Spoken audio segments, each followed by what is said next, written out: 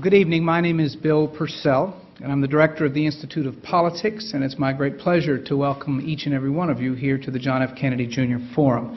This year, a major theme in our forum is the future of our American political parties. Our event this evening, as you know, is titled A Tripartisan Majority for Real Change, and will feature one of America's most prominent political figures. To introduce our speaker is the former vice president of the Harvard College Republican Club, Allie Lockman. Allie is a senior at Harvard College studying government, has been involved with the Institute of Politics since she arrived on this campus. She has an impressive record of public service. This past summer, she worked in Washington, D.C. for the Republican National Committee's new media department. Prior to her work in D.C., Allie served as a press office intern for the 2008 Republican National Convention in St. Paul, Minnesota.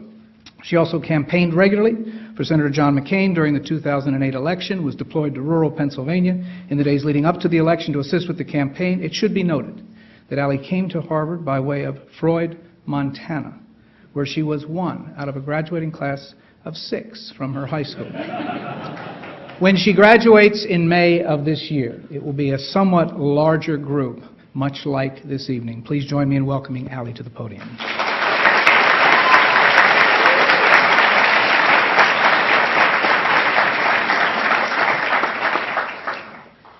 As a college Republican, I always get very excited when Harvard invites conservative speakers to our campus. Our speaker tonight, however, has elicited a little more enthusiasm than most, and judging by the fact that over 1,000 people lotteried for this event, I'd say quite a few Democrats are excited about him as well. The first time I had an opportunity, just a few. The first time I had an opportunity to hear Mr. Gingrich speak was when I was a freshman. Congresswoman Nancy Johnson was a fellow with the Institute of Politics and was leading a study group on health care reform, which Mr. Gingrich was advertised to be speaking. Being the naive freshman that I was, I showed up about a half an hour early to the study group, expecting the room to be about as packed as it is right now. I was hoping that I'd actually get a chance to shake the speaker's hand or maybe even get a picture taken with him. As my luck would have it, a half an hour later, I was disappointed to find out that Mr. Gingrich would indeed be speaking to the group, but through a television conference, not in person. That was as close as I had actually got to meeting Speaker Gingrich. Now that I'm a senior, my luck has changed a little bit, and indeed we are all fortunate to have the opportunity to hear from one of America's prominent voices in politics, live and in person. The Honorable Newt Gingrich was elected Speaker of the House in 1995. He is the well-known architect of Contract with America, which allowed Republicans to reclaim the majority in the House for the first time in 40 years. He was first elected to Congress in 1978 as a representative for the 6th District in Georgia. He was elected House Minority Whip in 1989 and served in that role until he was elected Speaker in 1995, where Mr. Gingrich helped Congress pass welfare reform, the first balanced budget in over a generation, and the first tax cut in 16 years. Since leaving Congress, Mr. Gingrich has published 19 books and, together with his wife Callista, has produced several historical and policy-based documentaries. He serves as the chairman of the Gingrich Group and general chairman of American Solutions for Winning the Future. As a historian and former professor, Mr. Gingrich also serves as a senior fellow at the American Enterprise Institute in Washington, D.C., and is a distinguished visiting fellow at the Hoover Institution at Stanford University. He also regularly appears on Fox News Channel as a news and political analyst. In 1995, Time magazine named Mr. Gingrich the Man of the Year and said, "Leaders make things possible. Exceptional leaders make things inevitable. Newt Gingrich belongs in the category of the exceptional." Please join me in welcoming Speaker Newt Gingrich to the John F. Kennedy Jr. Forum.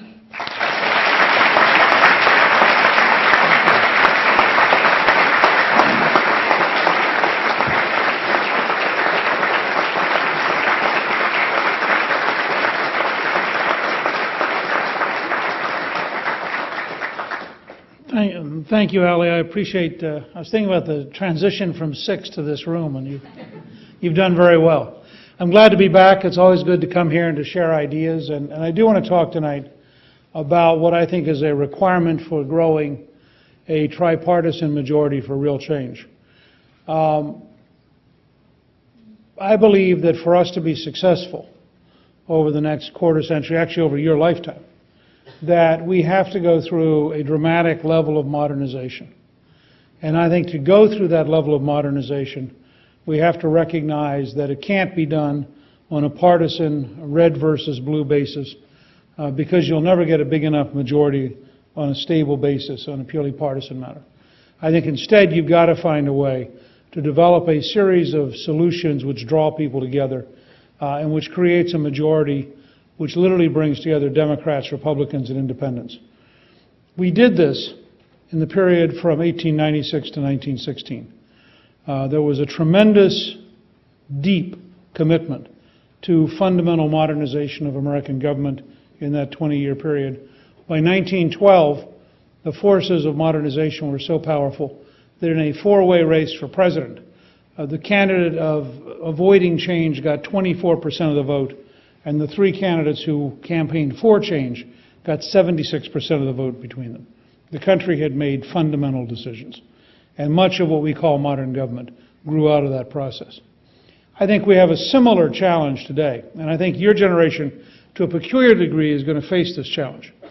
It should be obvious to virtually everybody that we are now at the end of the great cycle which began with World War II and which led us to be the most powerful nation on the planet, the most powerful economy on the planet, and a country which had the most advanced science and technology. We're entering a new period. We don't know today the characteristics of that new period in your lifetime, but we can identify, I think, the challenges.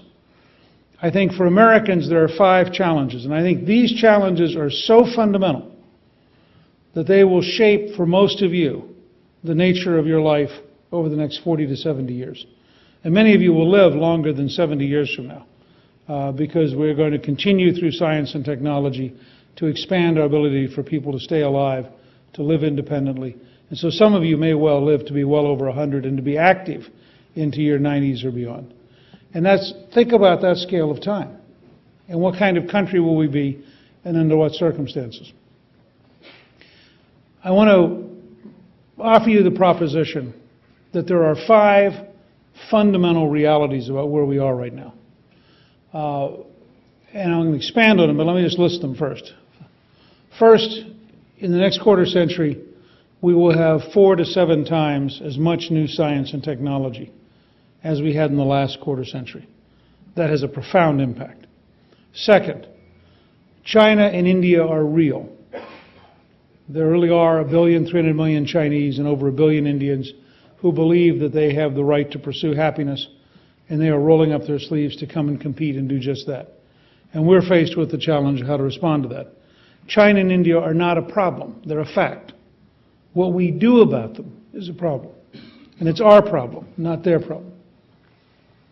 Third, the systems of bureaucracy and litigation that we have drifted into simply do not work.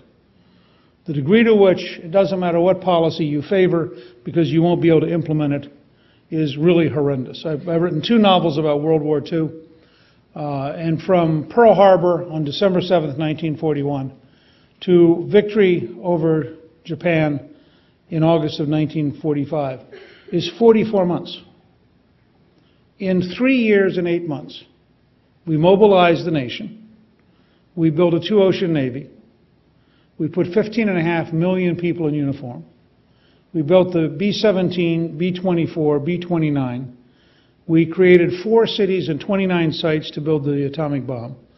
We sweep across North Africa, Sicily, Italy, France, Belgium, Luxembourg, Netherlands, conquer Germany. At the same time, in parallel, we sweep across the Pacific. We do all that in 44 months. Recently, it took 23 years to add a 5th runway to the Atlanta airport. Today, 8 years after 9/11, we have not rebuilt the World Trade Center.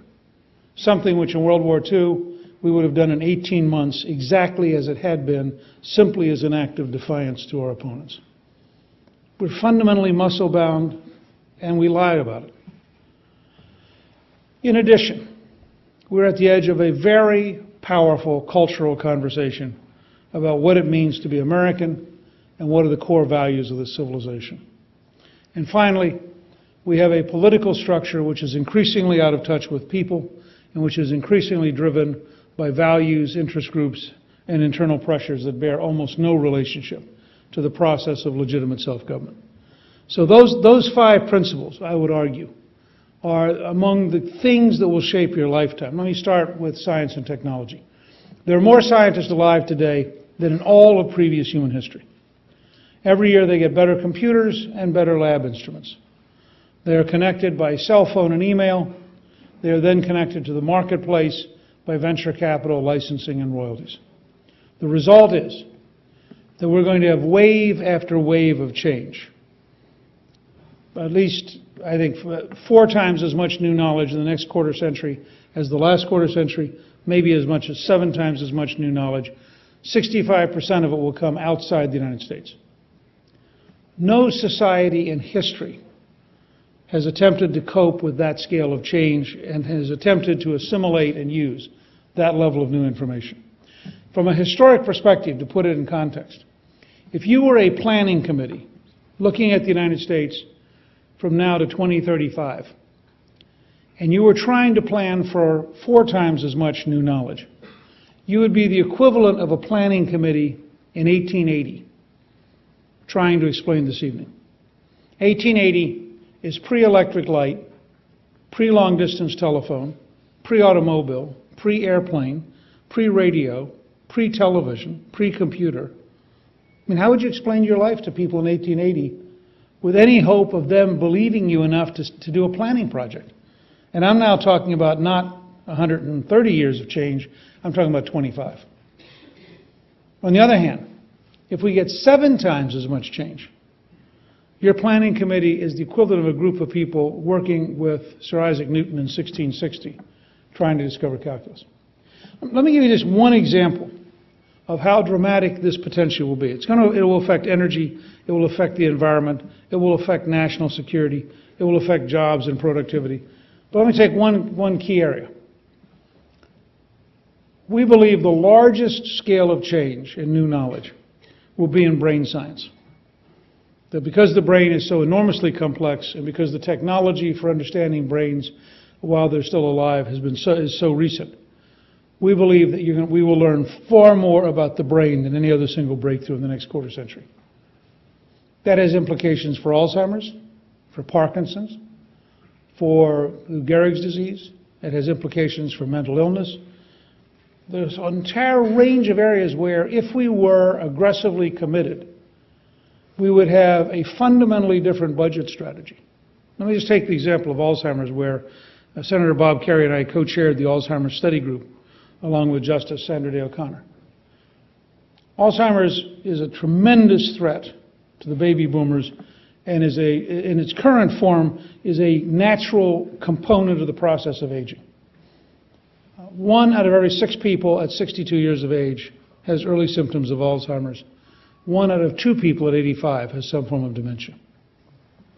The current projection is that from now to 2050, the federal government alone will spend around $20 trillion dealing with Alzheimer's. There will also be expenditures by states and expenditures by the private sector and by families. Any of you who've had a relative with Alzheimer's knows that it's a long process, it's a difficult process for the entire family. We have a group of scientists led by 3 Nobel Prize winners who believe that with the right investments in research, there's a fairly good chance that between sometime around 2020 or 2025, we will have figured out the mechanisms to block Alzheimer's. It won't be technically a vaccine because Alzheimer's is not a virus, but it will have the effect, the equivalent of what Salk and Sabin did for polio. Now, if they're right, and if we're in a position to block Alzheimer's, there's a possibility that we will save an enormous amount of pain. And we could easily save something in the order of $10 to $12 trillion in federal spending. However, our current budget system doesn't accommodate that. Our current budget system doesn't say, tell me where I should invest resources in order to get to a great future that will change things. Our current budget system says the politicians have this amount of money this year, and they're now going to fight over which scraps go where. So we have no long-term strategic ability. And the National Institutes of Health are not designed to manage projects like this. And it's fairly clear to me that we ought to take this kind of research off budget. We ought to finance it asking the opposite of the current question. The current question is, how much can the politicians spend, therefore how do you scientists want to prioritize it? What we ought to ask is the opposite. What is the optimum you could invest in research to maximize the likelihood of a breakthrough? Now how do we finance it? Which is exactly the opposite of the way we currently do business. Because the difference in the return on this is so enormous, both in human pain and in financial benefit. It's fundamentally different. This difference between short-term politician spending doesn't just relate to science. I just came back from 16 days in Japan, Korea, and China.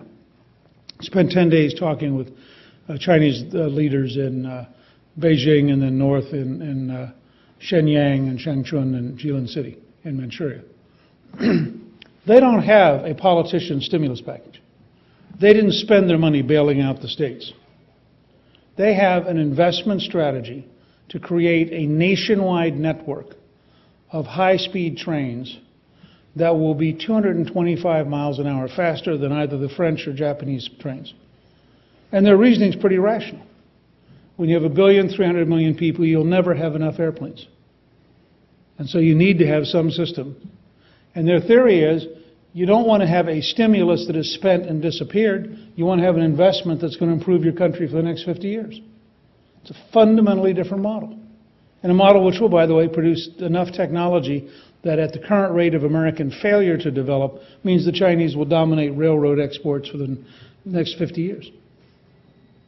So that's the first thing you all should take into account.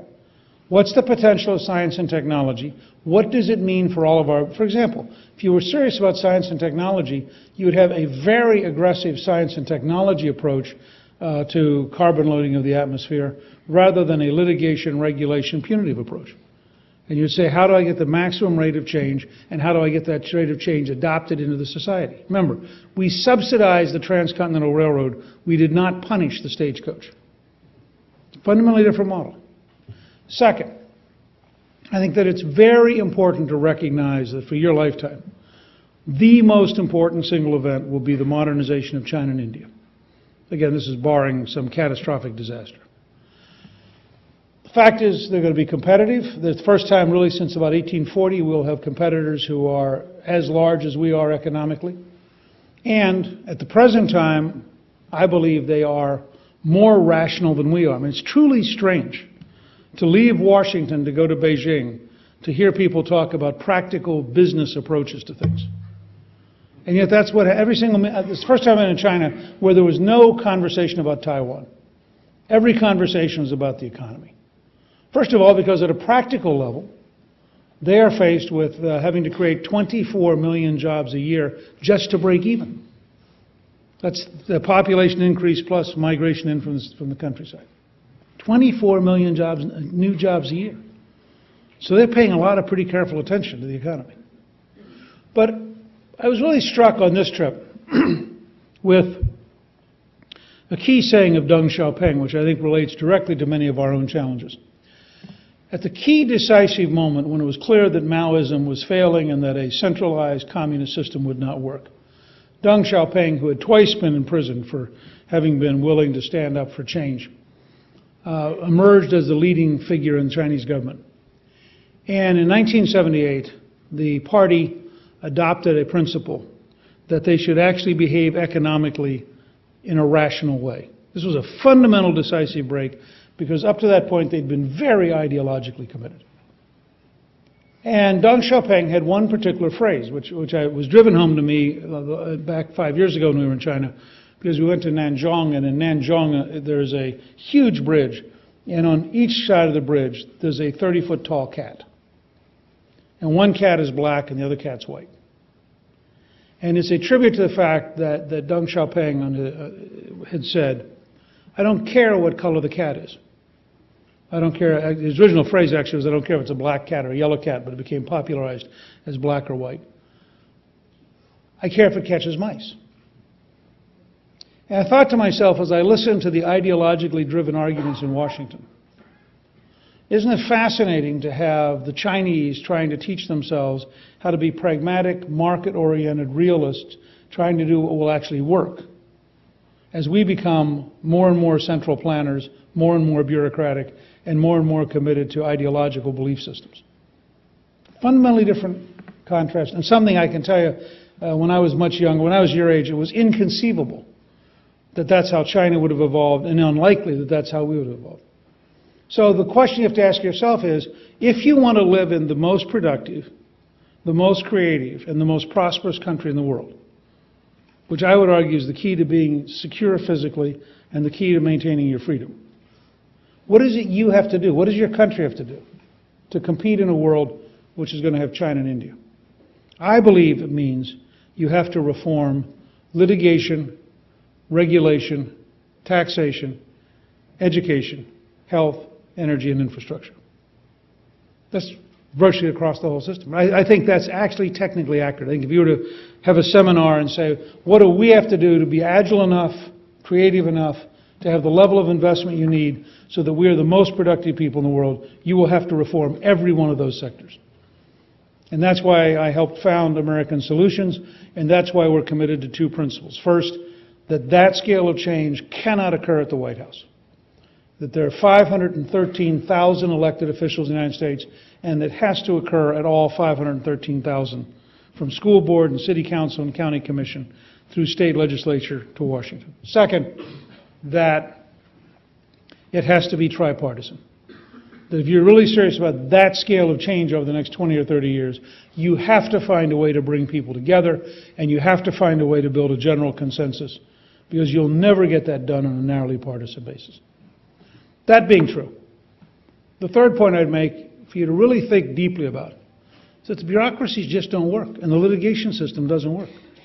This is very fundamental. I got into it because starting in December of 2004, I was looking in parallel at implementation failures in national security and implementation failures in health, and it was eerie to me because as you looked more and more at both health and human services and at the combination of state, defense, intelligence, and the National Security Council, there were very parallel problems. This was actually first brought to my attention by a senior leader up here when I came up in 2000 with the Hart-Rudman Commission, and we sat down and met with some people. And somebody who had served in the Clinton administration in defense said to us, don't focus only on policy. The system of implementation is broken. He said, everybody goes to Washington and they want to argue over to do Afghanistan or not do Afghanistan. And the fact is, even if you decide to do it, you don't have the techniques for getting it done anymore. You can't deliver. One minor example. We are still without an ambassador to Brazil. Now, how do you run foreign policy effectively when in one of the most important countries in the world, 8 or 9 months into an administration, the system can't deliver an ambassador?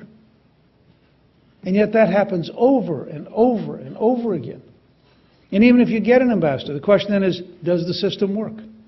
Do the procedures work? The State Department is filled with procedures that were terrific 45 years ago, and now exist in a world of Twitter and Facebook and YouTube and cell phones and email and the president picking up the phone to call the president of the country, the ambassador. We have no modernized pattern of diplomacy to fit the way the world really works. And this is true at every level. It's amazing how much we've allowed ourselves to decay. The fourth challenge is a cultural conversation. I'm going to give you a very simple example, and I really do believe this is at the heart of who we are. And I'm going to give you 2 or 3 quick examples so you understand what I mean. This is much deeper and more profound than what we think of as politics. I was struck with it because we're in the process of doing a film on Pope John Paul II going to Poland in 1979. What had happened was Callista and I did a movie about Ronald Reagan called Rendezvous with Destiny. And in doing that movie, we interviewed Lech Wałęsa in Gdansk, and then we interviewed Václav Havel in Prague. Both of them said to us, the decisive moment in breaking the Soviet Empire was June of 1979, a year and a half before Reagan was elected. And they said it was when Pope John Paul II went back home on a 9-day tour. And the amount of fervor and intensity and belief he created in that tour, the way in which he crystallized for the Polish people their own identity, led them to fundamentally, in effect, strip authority from the dictatorship. And from that point on, for 10 years, they were in a continuous struggle with the dictatorship between freedom and totalitarianism. So I began looking at how this happened. And George Weigel had written a brilliant book called The Final Revolution, in which he explains the role of the church in the breaking of the Soviet Empire.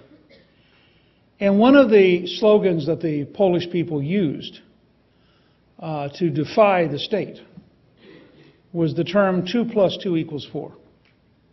And they actually printed cards you could put in a window, or you could, the brochures you could hand out that said 2 + 2 = 4. Now, part of it came from George Orwell, who in 1984 wrote that the state torturer had said to the innocent citizen he was torturing, if the state tells you 2 + 2 = 5, it equals 5. And if the state tells you 2 + 2 = 3, it equals 3. And the citizen is thinking, but what if it actually equals 4? And Camus wrote in The Plague, there are times when a man who says 2 + 2 = 4 will be killed because the authorities can't tolerate the truth. Now let me give you an American version of 2 + 2 = 4. I'm going to give you half of an equation and see if you can guess the other half. If you can't afford to buy a house,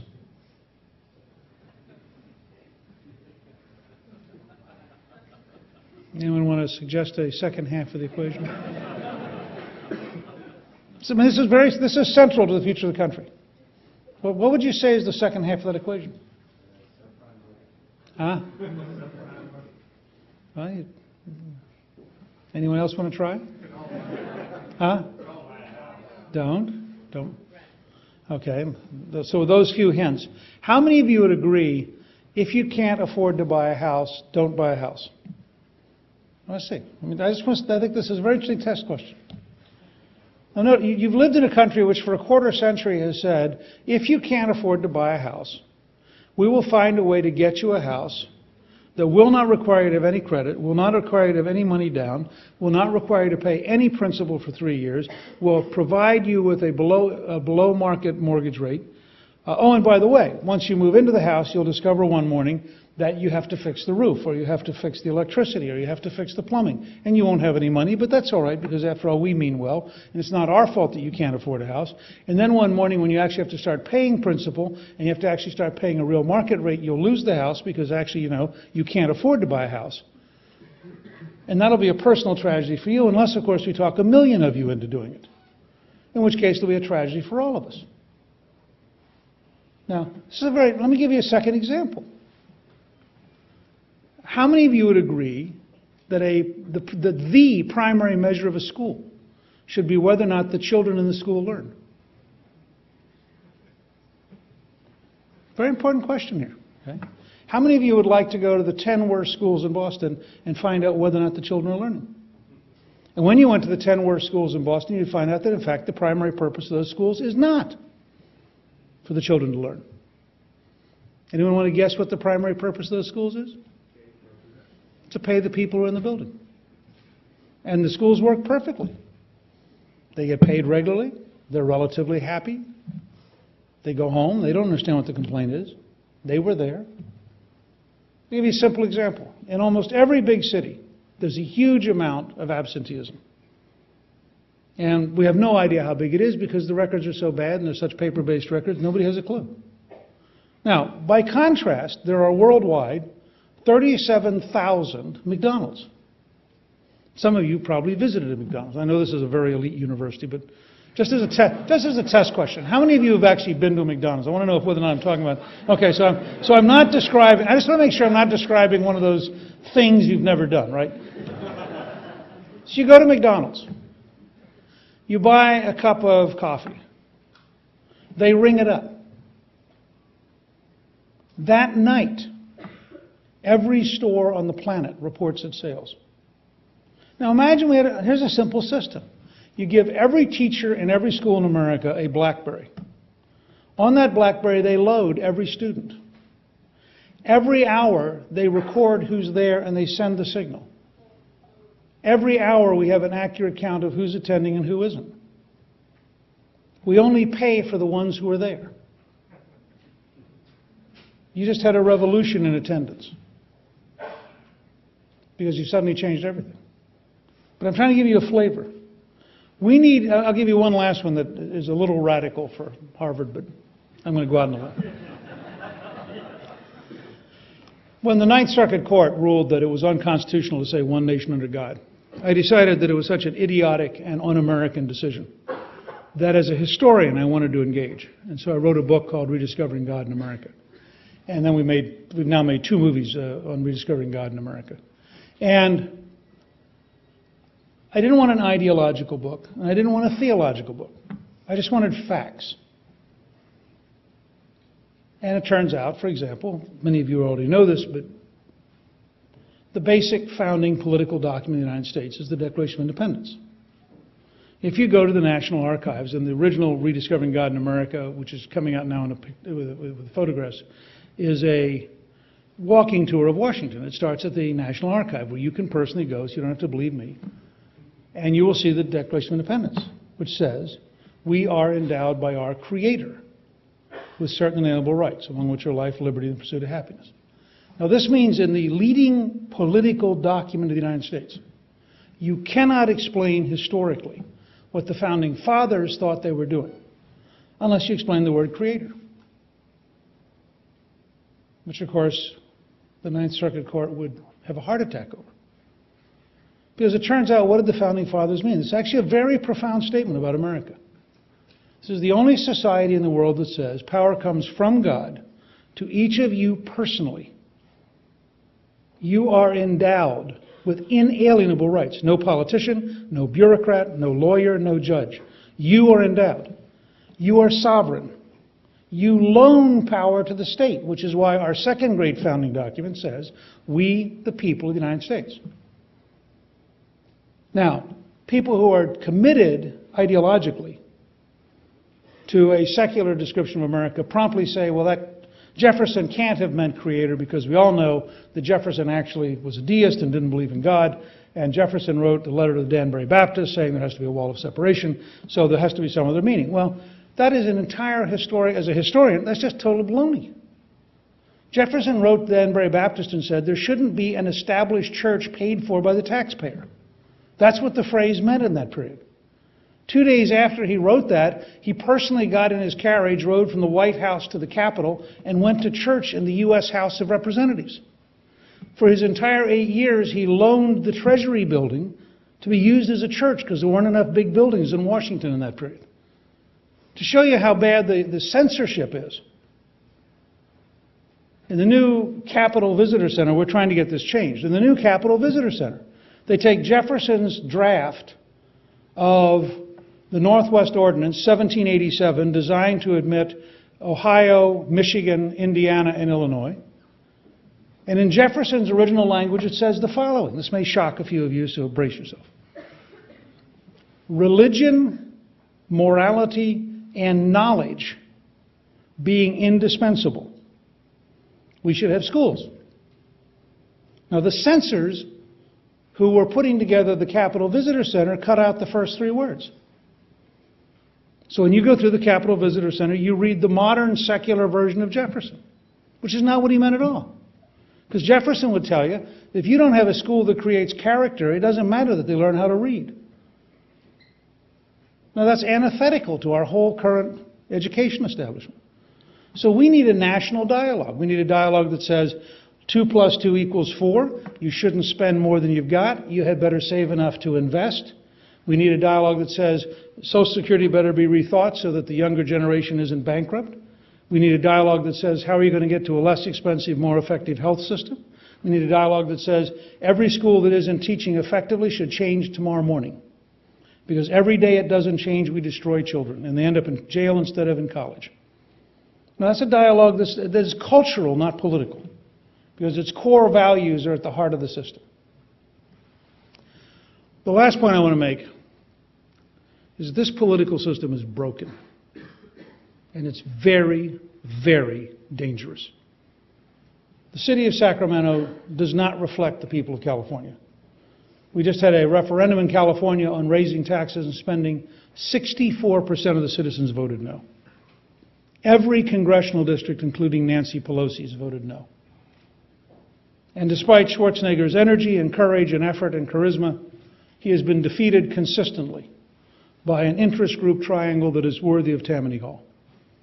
Nobody's yet written the shame of the cities. Nobody's yet gone out and become muckrakers. But the sickness of this system is unbelievable.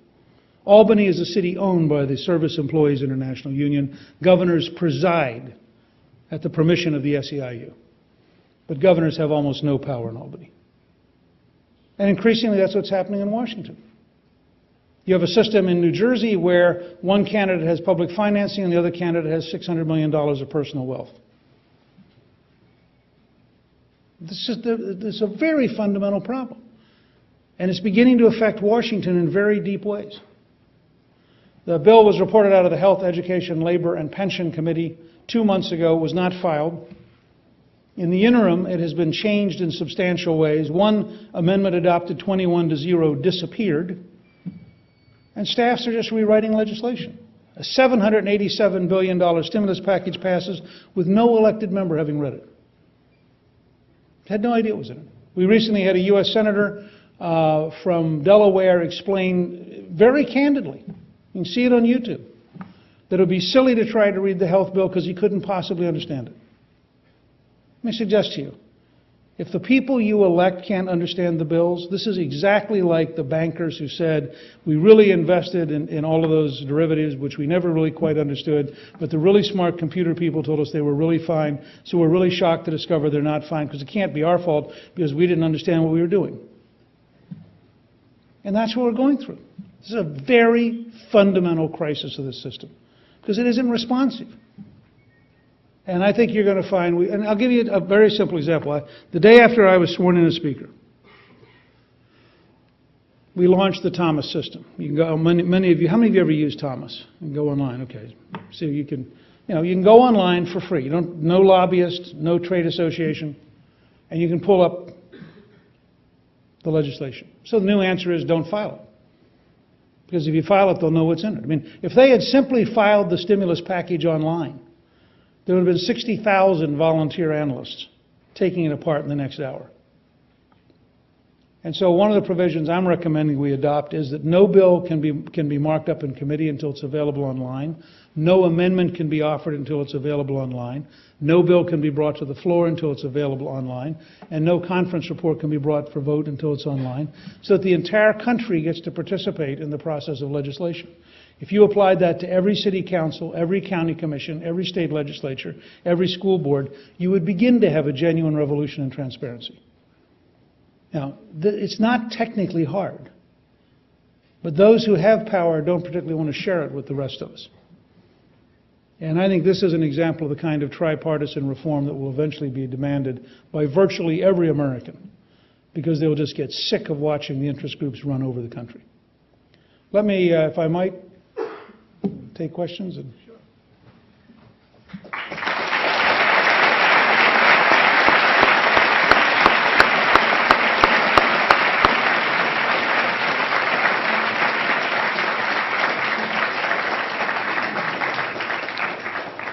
The people in this room know that as a part of this forum, the speakers have always been willing to take questions, and Speaker Gingrich is no exception.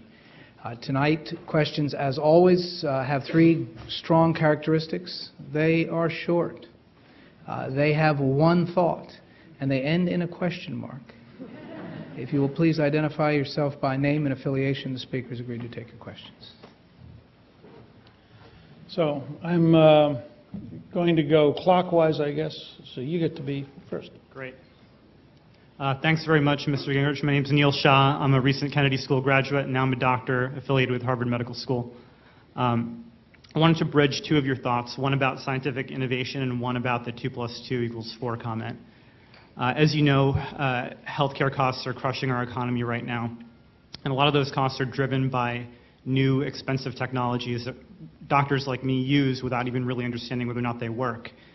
This week in The Economist, and I think also previously in the Wall Street Journal, you came out against using research on what works and what doesn't to make clinical decisions regarding healthcare costs.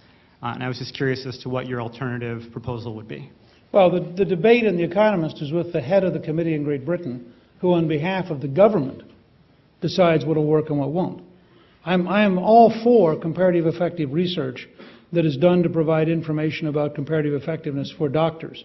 I am deeply opposed to bureaucrats then using it, because the evidence we have overwhelmingly in national health systems is it becomes an excuse to say no. And in Great Britain, they value the value of one eye. And they say, you know, you don't need the following medicine because one eye is not worth that amount of money. I don't like that. Let me give you a specific example. I have talked publicly in many places about the Gunderson Lutheran Hospital in La Crosse, Wisconsin, which has, according to the Dartmouth Health Atlas, the lowest cost for the last 2 years of life in America. It's a very effective system. My father-in-law died of lung cancer there. They have a system where the doctor meets with the family. They develop an advance directive. But they do it with no regard for money. They do it with no regard for pressure about budgets. They do it because the family and the doctor talk about values. Over 90% of the patients have that. They have an electronic health record system, so every single employee knows what the advance directive says. They have a very strong palliative care system for managing pain, and they have a very, very competent hospice system. The result is people generally have a sense that it is caring, it is sensitive, it is right, and they cost about $18,600 for the last 2 years of life, which is about a fourth the cost of many urban big hospitals. Now, I'm all for that. What I'm opposed to is a government bureaucracy deciding the circumstances under which you will decide whether or not you're going to live. And I'm opposed to the model in Great Britain where 1 out of every 6 people who died last year died from injections. And where you've had doctors recently write a letter in the Telegraph saying that there were people dying who would have recovered. Now, those were British doctors writing in a British newspaper complaining about the pressure of the British National Health Service.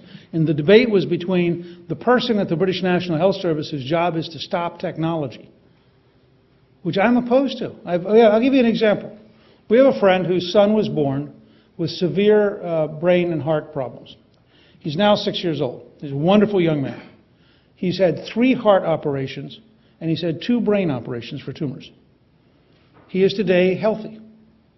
Now, I guarantee you that it's not a cost-effective decision. It's a decision based on the fact that we want him to be alive, we believe he was endowed by his Creator with the right to life, and we want to find a way to help him. He was helped at the Children's Hospital in Washington, which I've helped raise money for. I don't want a government bureaucracy saying, well, you know, he's only 3 years old and we don't have very much invested in him, and after all, it's not a rational decision. And I can show you the article which became quite controversial, in which Dr. Emanuel wrote that actually if you're under a certain age or over a certain age, we should basically not take care of you. Now, he has since claimed he didn't mean to write it, didn't actually mean whatever it said, and wasn't quite aware that it was his name. But the fact is he wrote this article, and I think it's a very dangerous mindset that sets communitarian standards for whether or not people get care. That's what the debate's about. Should you as a doctor make your judgment based on all the knowledge we can get you? Or should a government bureaucracy somewhere decide you can use procedure A, but you can't use procedure B? I'm against the bureaucracy making that decision. Yes, ma'am. Mr. Speaker, Laura Keener-Regas, I'm a mid-career student here at the Kennedy School. I had the honor of working with you 8 years ago at AEI.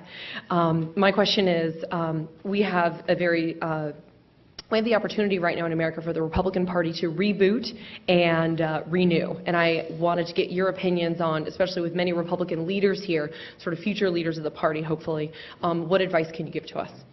It's pretty straightforward. Focus on solving the country's problems. If you focus on solving the country's problems, you know, the Republican Party got fired because it failed to solve the country's problems. And people said no. In fact, in many ways, they hired President Obama to fill the vacuum that had been created by the Republican failure to solve problems. And I think the American people have a much deeper sense of what I've described to you tonight than the politicians or the news media can cope with. And the American people understand that we had better get a generation of leaders who don't bicker over normal politics and they don't get wrapped up in ideology. The American people understand the idea that the right cat is the one that catches the mouse. And Republicans ought to relax and go catch mice. I want to see how somebody in the news media takes that phrase and uses it. Thank you, Speaker Gingrich. My name is Jordan Manji. I'm the Membership and Publicity Director for the Harvard Republican Club, and I was wondering if you would be in favor of a new contract for America in the 2010 midterm elections, and if so, what issues would you include in that? Well, I'd be in favor of considering it in the fall of 2010. But remember, we didn't launch the contract with America until late September. I don't think you can know today. I mean, we literally don't know today what the issues will be in September and October of next year. I mean, if you went back, and I lived through this because we helped develop a petition drive called Drill Here, Drill Now, Pay Less when gasoline was at $4 a gallon. And we mobilized an enormous amount of energy around it between May and mid-September, and then Wall Street collapsed. And the idea you could design a presidential campaign or any other campaign where you're over here talking about an issue that looks like it's perfectly dominant, and then it literally disappears. Is I think where we are. But I think as a general rule, I believe we need, whether you're Republican or Democrat, but since you asked about the Republican side, I think we need an absolute commitment to modernization, and we need a commitment at a practical level to things working. And I think that it is enormously important as we go through the economic pain we're going to go through, and as we look at the difference between our growth rate in China and India and others, it's important to have an honest conversation about what's the level of change we need. And we need to identify who's willing to be for modernization and who's a reactionary protecting failed institutions. And that may actually create an entirely new model of politics in the next 4 to 6 years. Yes, sir. Thank you very much. My name is Joel Kenrick. I'm a student here at the Harvard Kennedy School. I'm also from the UK, and I was rather shocked, I have to admit, by your characterization of the British healthcare system, where I would remind you that we do have 50%, we pay 50% less, and we have a higher, we have longer lives and lower infant mortality rates. But anyway, my question actually was... Wait a second, before you go on to your question, since you made an assertion, you're more likely to die of breast cancer in Great Britain, you're more likely to die of prostate cancer in Great Britain, you're more likely to die of lung cancer in Great Britain, you're more likely to die of a wide range of colon cancer in Great Britain. And the fact is, I was quoting British doctors writing in a British newspaper who said that they believe the government now is overprescribing sedation as a way of ending life, including for people who would recover. Now, that's a British quote in the London Telegraph about 4 weeks ago. So I was simply quoting your country's doctors about your system, but now you can go to your question. Okay, thank you.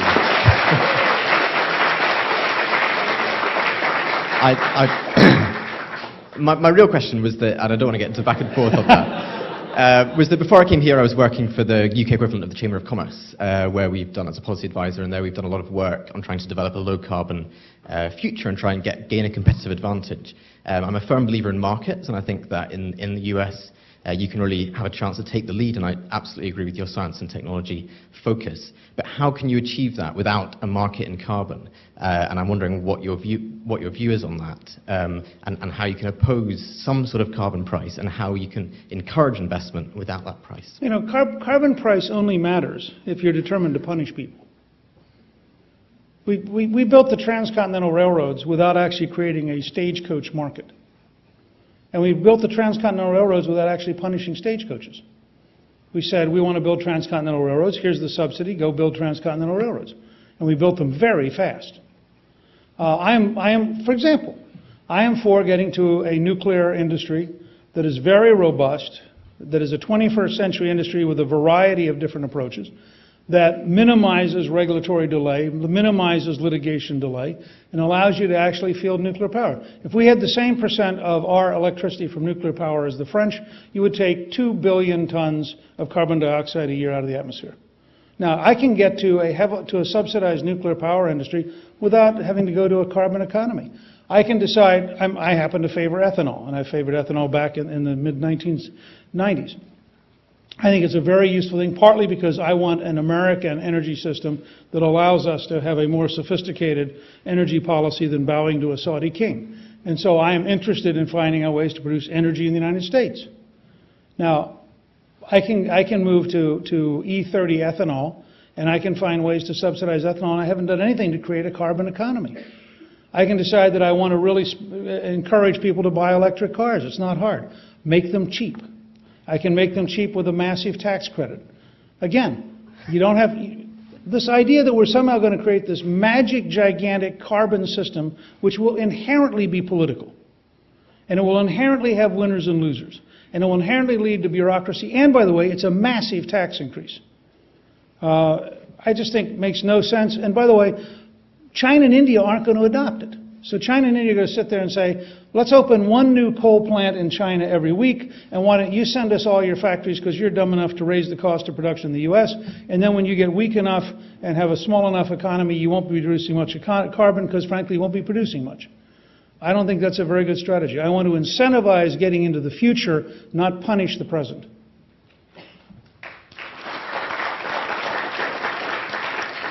By the way, for a more thorough explanation of that, I wrote a book with Trey Maple called Contract with the Earth, which was an outline of a green conservatism that I think would, in fact, get us to a better future faster by using science and technology and entrepreneurship. Yes, ma'am. Hi, my name is Arti Shahani. I'm a first-year public policy student, and this is my first IOP event, so thank you to the organizers for this event, and thank you for coming. My question is, Latino leaders around the country right now are petitioning CNN to actually terminate Lou Dobbs on CNN. They find him inflammatory, they find him racist, they find him unnecessary in different ways. That's what they say. I'm wondering, what do you think about Lou Dobbs? Do you think that CNN should terminate his contract?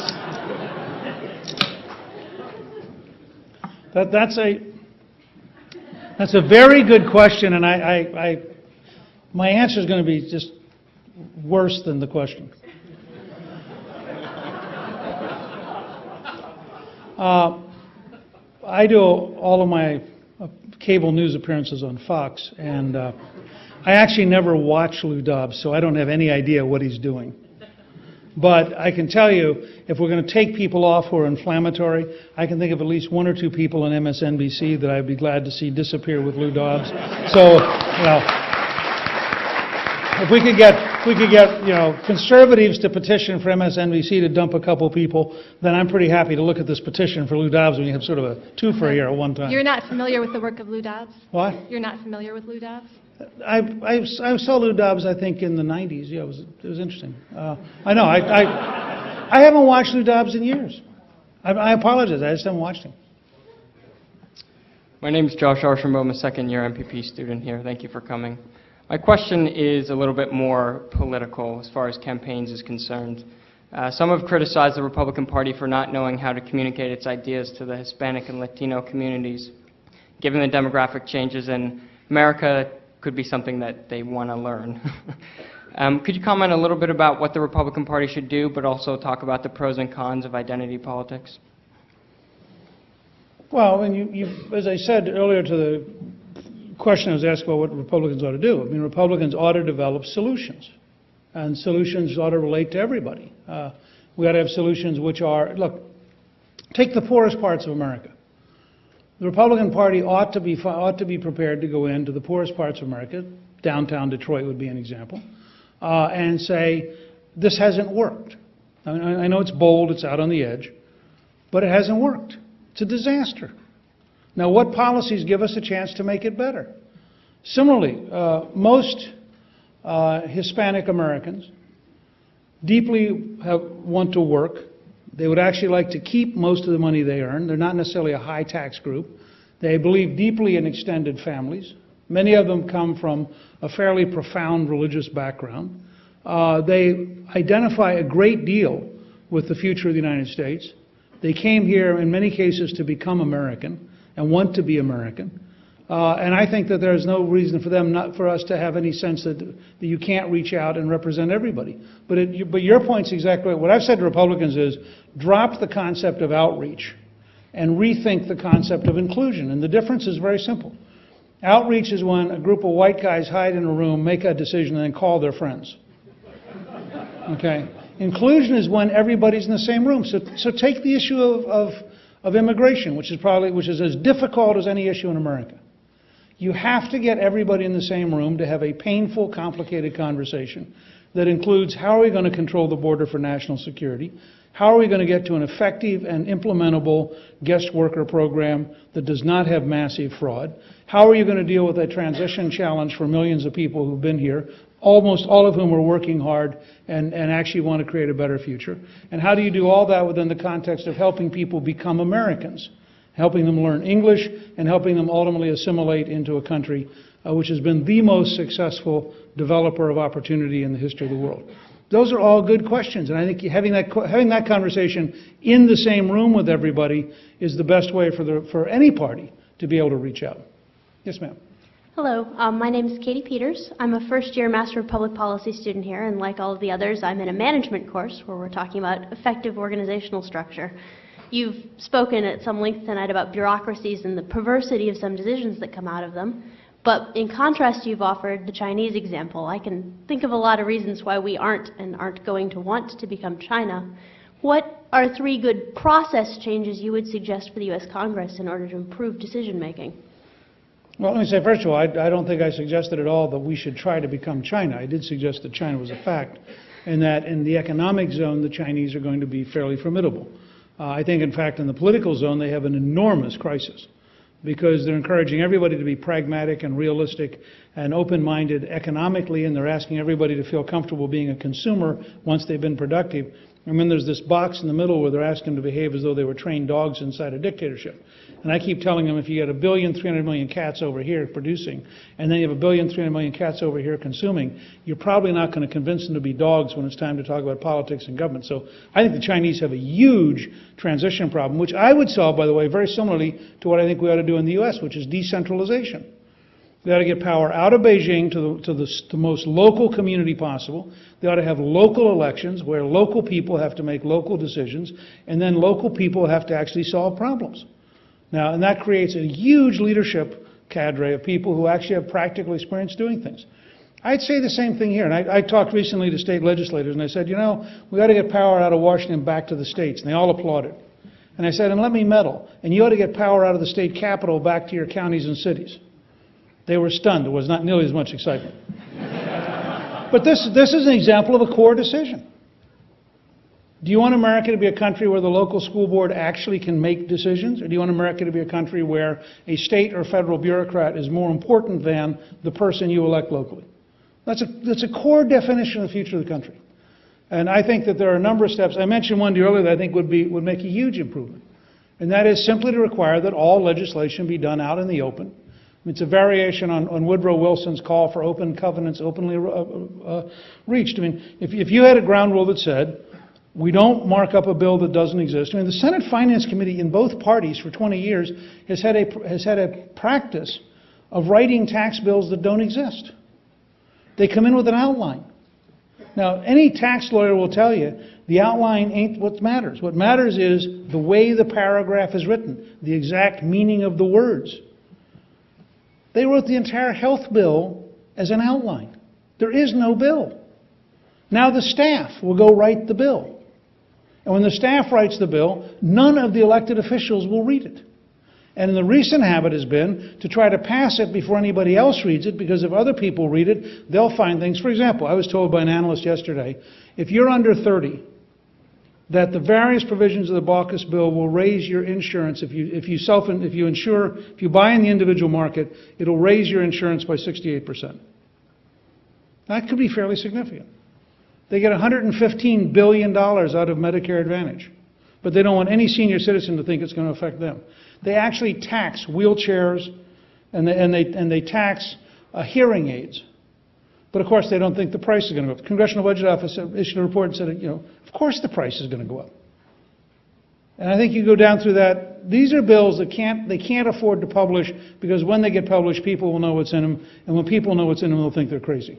So the goal is to get it passed into law before we know what's in it. So the very first thing I would do is I would insist that we have a system that allows us to see what's being voted on all the way through the process. The second thing I would do is I would design an off-budget provision for basic research and development and for capital investment, because the current budget system optimizes politicians spending money annually, which is the least rational way to have investments. I mean, imagine that you were told you could buy any house you could afford to buy with this year's budget.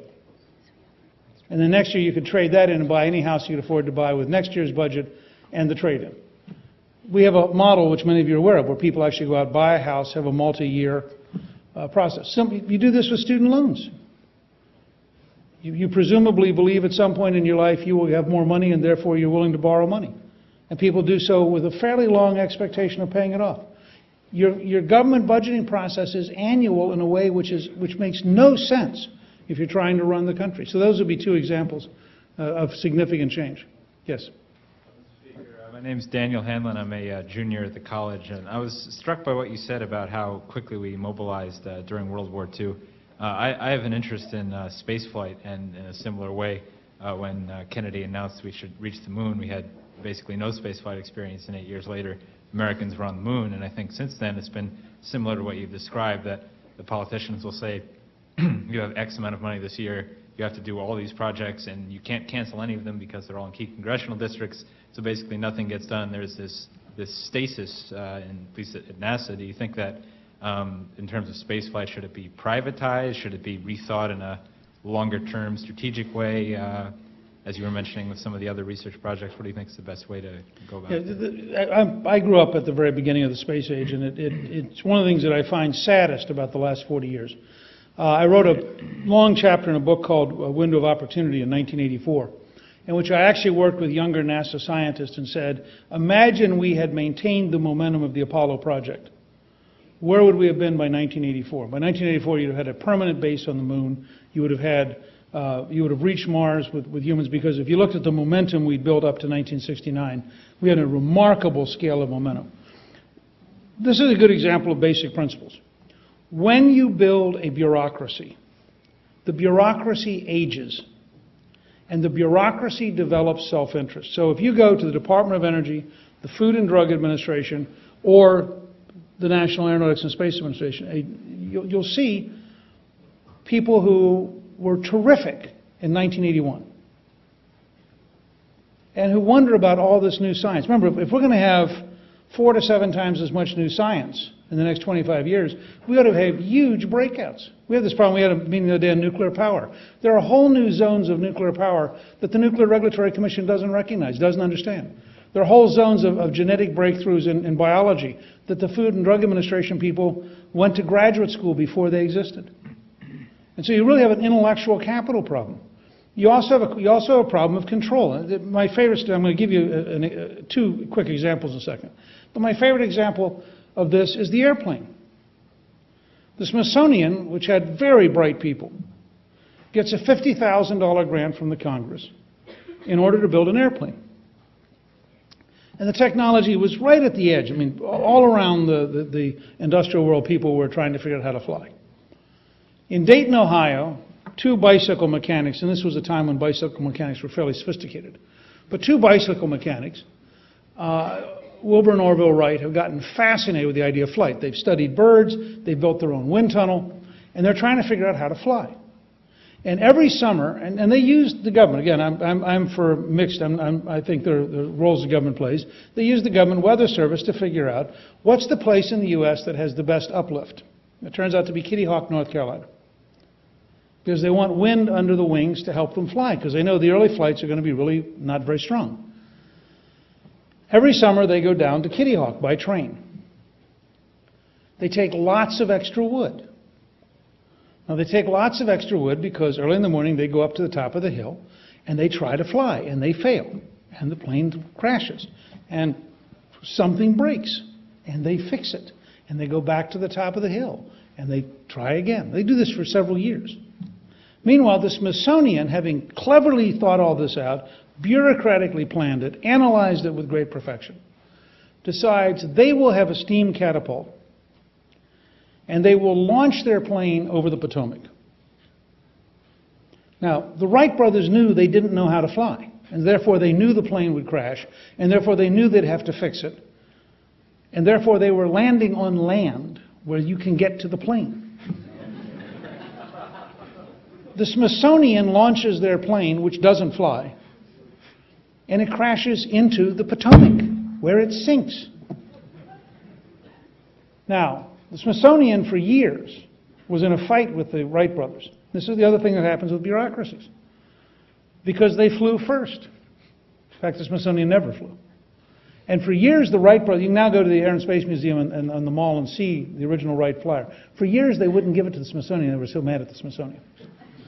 But you end up with these petty, bureaucratic, I'm in charge, you're not in charge, I don't like your idea, I'm going to give him the money, I'm not going to give her the money. I mean, all the stuff that's fundamentally wrong.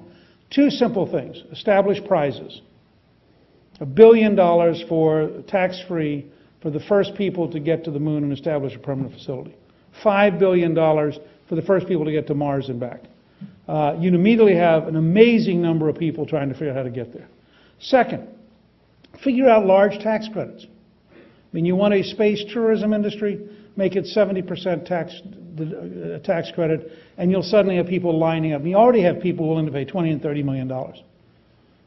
But you want to figure out how do I get it away from the bureaucracy? It's not about government, not government. How do I get it away from the bureaucracy to maximize the opportunity of entrepreneurs to invent a better future? Okay. We have time for one more question. You have to be one more question. Mr. Speaker, thank you so much for being here. My name is Caleb Wetherill. I'm a senior at the college and a former president of the Harvard Republican Club. My question is about the Baucus bill. We've recently seen it scored as almost $900 billion over 10 years, so it's a significant investment. And I wanted to ask you what you like about the bill, if anything, what you really don't like about the bill, and then what arguments you use against the parts of the bill that you don't like, specifically so that all of us Republicans at Harvard can use those with our professors and classmates.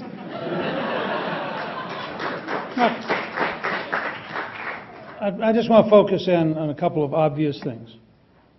This is a bill which cuts about $115 billion out of Medicare. It is a bill which dumps billions in unfunded mandates on the states at a time when they collectively owe $142 billion in deficit for 2010. And Schwarzenegger said he thinks the bill costs California $8 billion a year in unfunded money. This is a bill which raises taxes on virtually every American, fundamentally violates Obama's promise that they won't raise taxes on people below $250,000. It just fundamentally violates it. Because, I mean, do any of you seriously believe the insurance companies are going to eat the tax increase? Here you have liberals who say to you, the insurance companies are wicked, so we're going to punish them with the tax which we're confident they won't pass on to you. Well, if they're wicked, why wouldn't they pass it on to you? And so what's going to happen is, health insurance will be more expensive. Medical devices will be more expensive. I mean, just go down the list. And then ask yourself a very simple question. How many of you believe, at 9.8% unemployment and rising, that what we really need to do is dump taxes on the American system to make us less competitive in the world? Because that's what we're about to do.